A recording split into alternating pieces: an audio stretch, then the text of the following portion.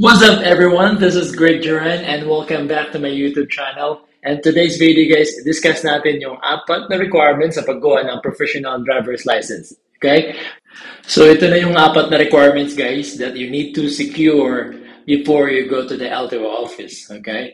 So, una dyan, yung APL form, which you can download online dun sa LTO website if you have access na online, may computer or cellphone that you can print it out.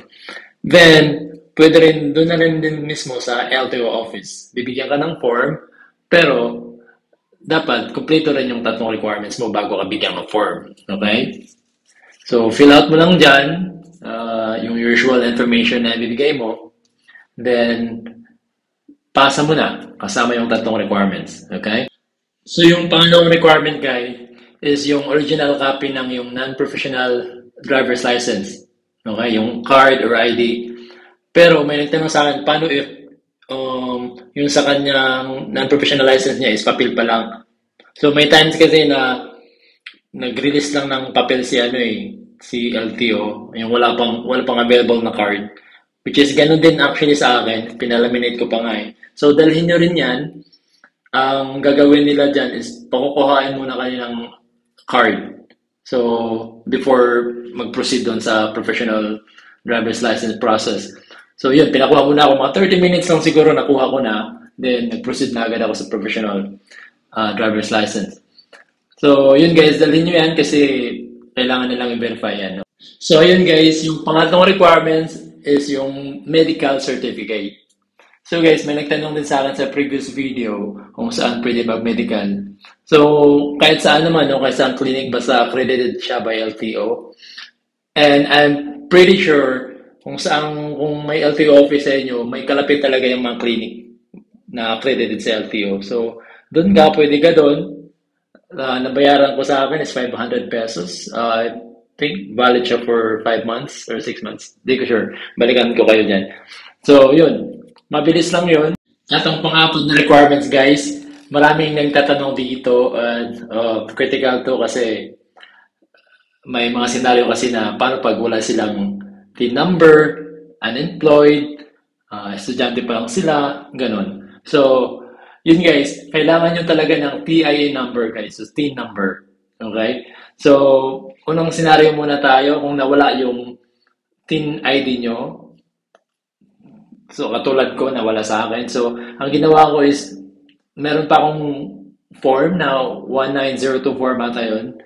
So, andun nakalagay yung TIN number ko. CPIR form yun. Ayun, yun yung pinaserox ko. At tinanggap naman nila. And other option, guys, pwede kang pumunta sa BIR office.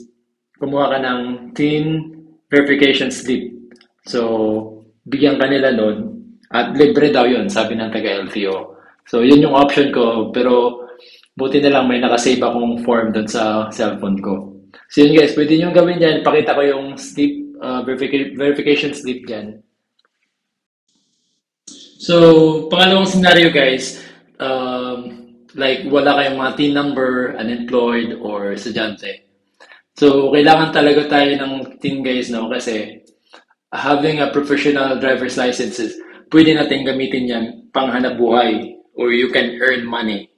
Diba? So, pag nag-earn ka na, alam mo naman dito sa Pinas, may tax. So, kailangan mo ng PIN number kasi, alam mo na, BIR is sila na nagpa-process ng mga tax natin.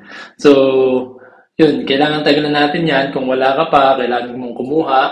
Mabilis lang naman ngayon. Mag-appointment ka lang, bilis lang yan.